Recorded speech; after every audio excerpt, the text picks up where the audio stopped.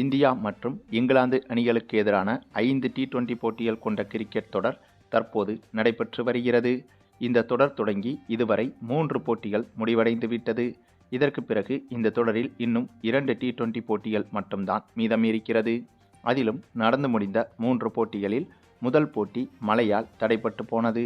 அதனைத் தொடர்ந்து 2வது போட்டியிலும் 3வது போட்டியிலும் இங்கிலாந்து அணிதான் வெற்றி பெற்றது. அதிலும் 2வது T20 போட்டியில் கூட இந்திய அணி போராடிதான் தோல்வியை தழுவியது. ஆனால் 3வது T20 போட்டியை பொறுத்தவரையில் இங்கிலாந்து அணி இந்திய அணியை எளிதாகவே வீழ்த்தி அபாரமான வெற்றியை பதிவு செய்திருந்தது. இந்த ஒரு தோல்விதான் இந்திய அணிக்கு மிகப்பெரிய பின்னடைவையும் ஏற்படுத்தியது. அதற்கு காரணம் இங்கிலாந்து போன்ற ஜாம்பவான் அணிக்கு எதிராக இந்திய அணி வெற்றி பெறவில்லை என்றாலும் கூட போராடி தோல்வியடைவது என்பது ஏற்றுக்கொள்ளக்கூடியதாக இருக்கும். ஆனால் மிகவும் படுதோல்வி அடைவது என்பது இந்திய அணிக்கு பெரும் பின்னடைவாக மாறியது.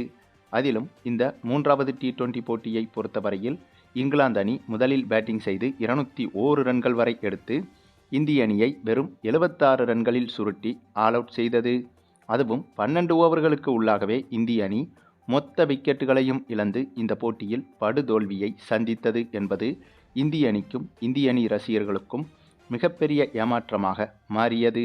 ஆகவே இப்படி ஒரு தோல்வியை பார்த்த பிறகு இதற்காக கட்டாயம் இங்கிலாந்து அணியை பழிதீர்க்க வேண்டும் என்ற எண்ணம் இந்திய அணிக்கும் அதிகமாகவே இருந்தது.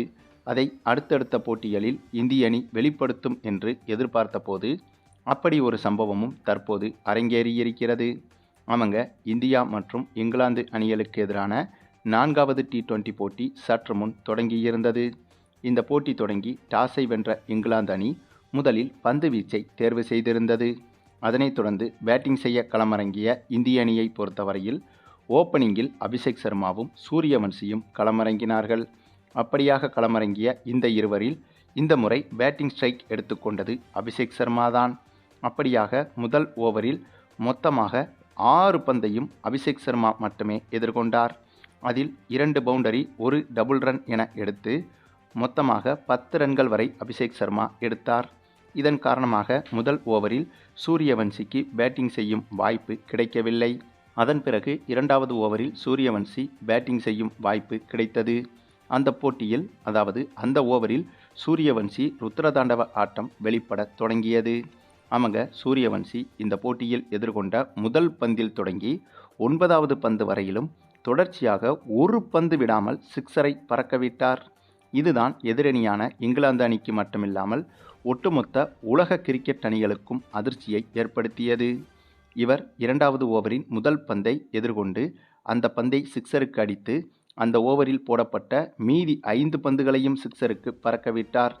பின்னர் அடுத்த ஓவரில் அபிஷேக் சர்மா பேட்டிங் செய்து அவரும் 2 பவுண்டரி 1 சிங்கிள் ரன் என எடுத்து கொடுக்க, அதன் பிறகு அந்த 3வது ஓவரிலும் மீதி இருக்கும் 3 பந்துகளையும் தொடர்ச்சியாக 3 சிக்ஸர்களை பறக்கவிட்டு வெறும் 9 பந்தில் 9 சிக்ஸர்களை அடித்து 54 ரன்கள் வரை எடுத்திருந்தார் சூரியவன்சி. அதுவும் உலகின் அதிவேக அரைசதத்தையும் இதன் மூலம் பூர்த்தி செய்திருந்தார் சூரியவன்சி.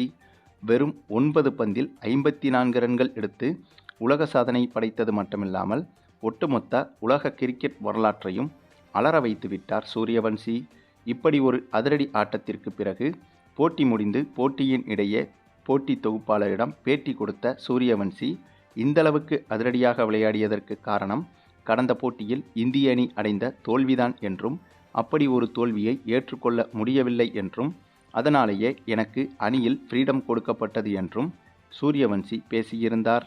அதாவது கடந்த போட்டியில் இங்கிலாந்து அணி இந்திய அணியை படுதோல்வி அடைய செய்ததன் விளைவுதான் இந்த போட்டியில் சூரியவன்சி எதிர்கொண்ட முதல் 9 பந்துகளிலும் சிக்ஸர் போனதற்கு முக்கிய காரணமாக மாறியது. பொதுவாகவே சூரியவன்சி அதிரடியாக விளையாடக்கூடியவர்தான். இந்த சூழலில் எரியிற தீயில் எண்ணெயை ஊற்றுவது போல கடந்த போட்டியில் இந்திய அணியை படுதோல்வி அடைய செய்து சூரியவன்சியின் ஈகோவை இங்கிலாந்து அணி சீண்டிவிட்டது என்றுதான் சொல்ல வேண்டும். அதற்கு பதிலடியாகத்தான் இப்படி ஒரு சம்பவத்தை சூரியவன்சி செய்திருக்கிறார். மேலும் இந்த போட்டியில் சூரியவன்சி அதிரடியாக விளையாடி 78 ரன்கள் வரை எடுத்திருந்தார். அதனைத் தொடர்ந்து மற்ற பேட்ஸ்மேன்களும் இந்த போட்டியில் சூப்பராக விளையாட, இதனால் இந்திய அணி 213 ரன்கள் வரை இந்த போட்டியில் எடுத்திருந்தது. பின்னர் இந்த ஒரு இலக்கை சேசிங் செய்ய களமிறங்கிய இங்கிலாந்து அணியை 162 ரன்களில் சுருட்டி இந்திய அணி பிரம்மாண்ட வெற்றியையும் படைத்தது. அதுவும் இந்த ஒரு போட்டியை பொறுத்தவரையில் கண்டிப்பாக கிரிக்கெட் வரலாற்றில் இங்கிலாந்து அணிக்கு மிகப்பெரிய கரும்புள்ளியாக மாறியிருக்கும். அது மட்டுமில்லாமல் கடந்த போட்டியில் இந்திய அணி தோற்றது கூட கிரிக்கெட் வரலாற்றில் மிகப்பெரிய சம்பவமாக பார்க்கப்படாது. ஏனென்றால் எவ்வளவு பெரிய அணியாக இருந்தாலும் ஏதேனும் ஒரு சில போட்டிகளில் 100 ரன்களுக்கு குறைவாக T20 போட்டிகளில் ஆல் அவுட் ஆகிவிடும். அது ஒரு சாதாரண விஷயம்தான். ஆனால் எந்த ஒரு அணியும் தொடர்ச்சியாக ஒரு பேட்ஸ்மேனை 9 பந்துகளில் 9 சிக்சர்களையும் அடிக்க விடுவது என்பது இதுவரை சரித்திரத்தில் இடம்பெறாத ஒன்றாகும். ஆகவே அப்படி ஒரு சரித்திர நிகழ்வை இங்கிலாந்து அணிக்கு எதிராக செய்து இங்கிலாந்து அணியின் மொத்த மானத்தையும் ஒத்த ஆளாக சூரியவன்சி வாங்கிவிட்டார் என்றுதான் சொல்ல வேண்டும்.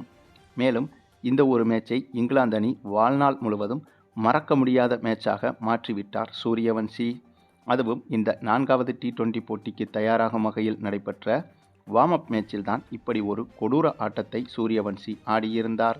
இதே போல ஒரு ஆட்டத்தை அதிகாரப்பூர்வ 4வது T20 மேட்சிலும் வெளிக்காட்டினால் கண்டிப்பாக இங்கிலாந்து அணிக்கு அது இன்னும் பயங்கர அதிர்ச்சியாக மாறிவிடும். ஆனாலும் கூட இதுவரை நடைபெற்ற வார்ம் அப் மேட்சுகளிலும் கூட இந்தளவுக்கு ஒரு அதிரடி ஆட்டத்தை எந்த ஒரு அணியும் ஆடியது கிடையாது என்பதும் குறிப்பிடத்தக்கது. சூரியவன்சியை பொறுத்தவரையில் இவருடைய ஒவ்வொரு நகர்வும் கிரிக்கெட் உலகை ஆச்சரியப்பட வைத்துதான் வருகிறது. சிறு வயதில் சர்வதேச கிரிக்கெட்டில் நுழைந்து இவர் கலந்து கொண்ட பெரும்பாலான போட்டிகளில் சிறப்பாக விளையாடி இதுவரை கிரிக்கெட் வரலாறு பார்த்திடாத அளவுக்கான அதிரடியில் விளையாடி இந்திய ரசிகர்களின் ஆதரவையும் தாண்டி ஒட்டுமொத்த மற்ற நாட்டு ரசிகர்களின் ஆதரவையும் சூரியவன்சி பெற்றிருக்கிறார். அப்படிப்பட்ட இவர் சர்வதேச அளவில் ஒட்டுமொத்த கிரிக்கெட் வரலாற்றிலேயே மிக குறைந்த வயதில் சர்வதேச போட்டியில் பங்கு பெற்ற வீரராகவும் மாறியிருக்கிறார். வயதுதான் மிக குறைந்த வயதே தவிர இவருடைய கிரிக்கெட் திறமை என்பது ஜாம்பவான் வீரர்களை மிஞ்சும் அளவுக்கு இருக்கிறது. அதை இவர் களமிறங்கும் பெரும்பாலான போட்டிகளில் நிரூபித்து வருகிறார். இவருக்கு மட்டும் இந்திய அணியில் தொடர்ச்சியாக வாய்ப்பு கொடுத்தால் கண்டிப்பாக இன்னும் ஒரு சில மாதங்களிலேயே வீழ்த்தவே முடியாத ஒரு அணியாக இந்திய அணி கிரிக்கெட் உலகில் மாறிவிடும். இவர் மட்டும் இல்லாமல் இந்திய அணியில் இப்போது இருக்கும் வீரர்களில் அபிஷேக் சர்மா, இசான் கிசான், யாஸ்வி ஜெய்ஸ்வால், திலக் வர்மா, சிவம் தூபே என இப்படிப்பட்ட அதிரடி வீரர்களும் தற்போதைய இந்திய அணியில் இருக்கின்றனர். அதே சமயம் ஒருநாள் தொடர் என்று வந்துவிட்டால் விராட் கோலி, ரோஹித் சர்மா, பும்ரா போன்ற வீரர்களும் இந்திய அணியில் இருக்கின்றனர். ஆகவே இவர்கள் அனைவருமே தற்போதைய இந்திய அணியில் இருப்பது என்பது வீழ்த்தவே முடியாத இந்திய அணியை உருவாக்குவதற்கு வாய்ப்பாகவும் இருக்கிறது.